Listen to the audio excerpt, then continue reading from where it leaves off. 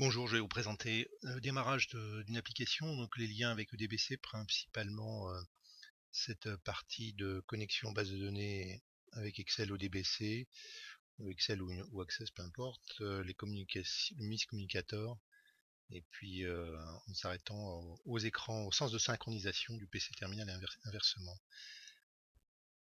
Donc d'abord, vous avez créé un fichier Excel que vous avez ici, tout simplement, donc article, désignation, prix, quantité.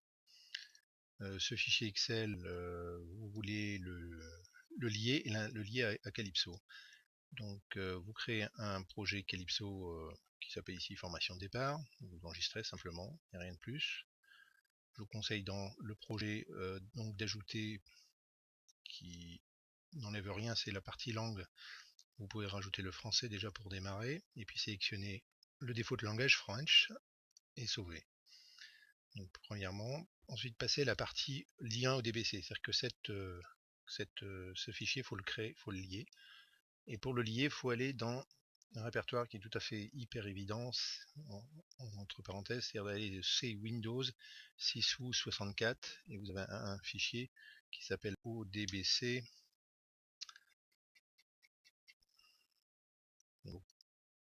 ODBC.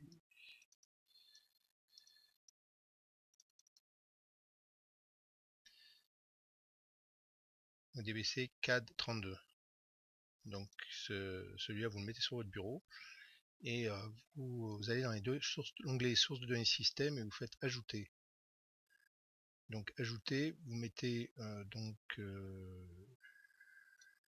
vous mettez votre nom de la source de données, le nom que vous avez eu donné et qui va être repris dans Calypso. La description comme vous voulez. Ici vous choisissez le type le classeur, le type d'Excel déjà, et le type de classeur. Là où vous l'avez mis, tout simplement. Alors quand on crée, quand on fait ajouter, il y a juste le driver à sélectionner. Prenez un driver Excel, si c'est un Excel, et ACCDB quand c'est un Access.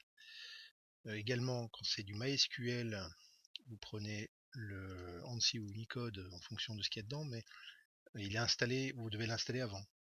Il est disponible sur les sites MySQL. Si c'est du SQL Server, c'est cet autre driver là.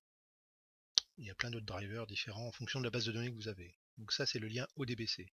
Ça, c'est l'administrateur de source ODBC 32 bits. Il faut bien prendre le 32 bits et non pas le 64.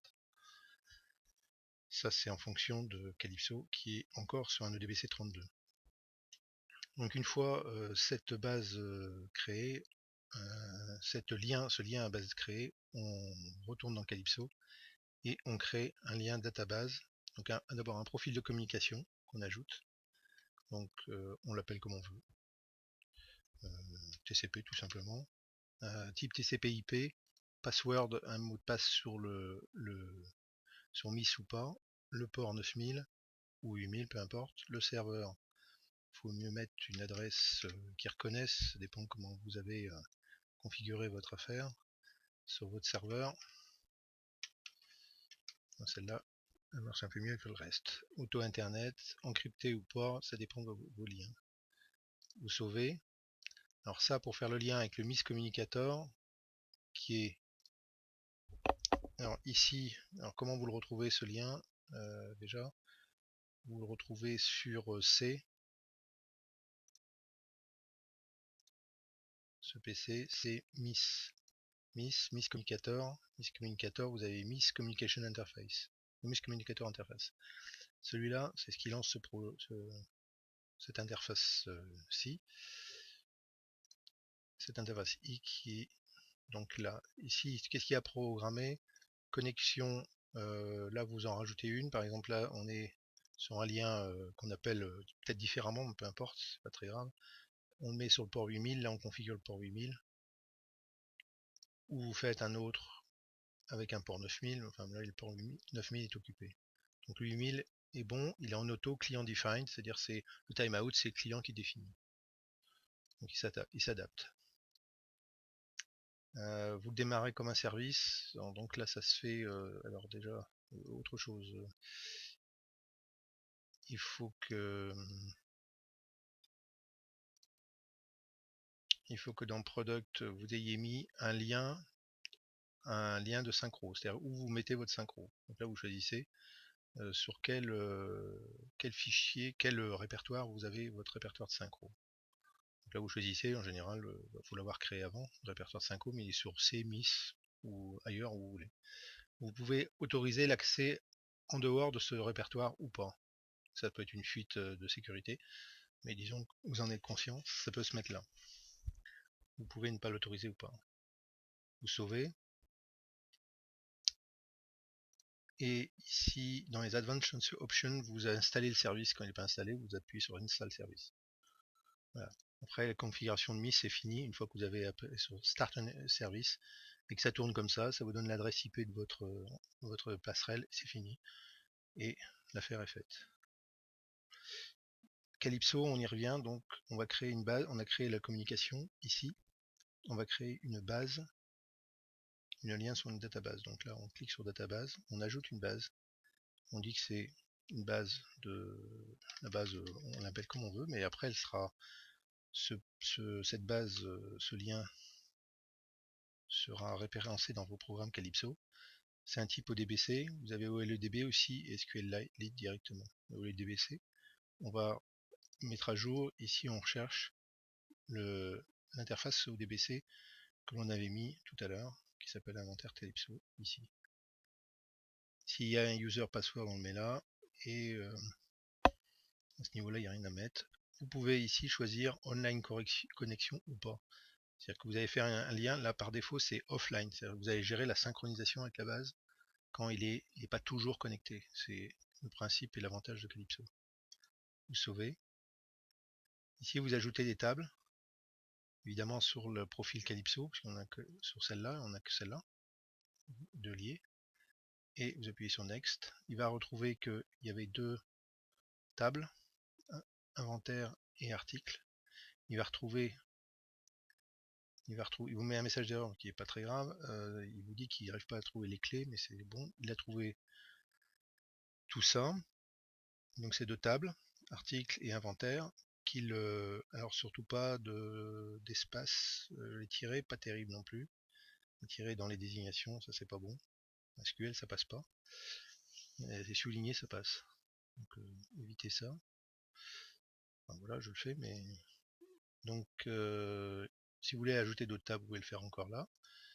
Ici vous avez vos tables et vous y retournez dedans.